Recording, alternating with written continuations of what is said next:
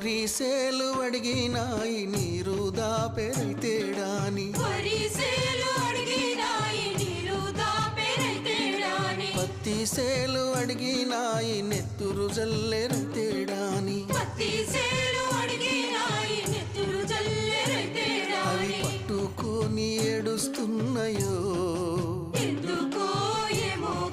దొర్లి దొర్లి ఏడుస్తున్నాయో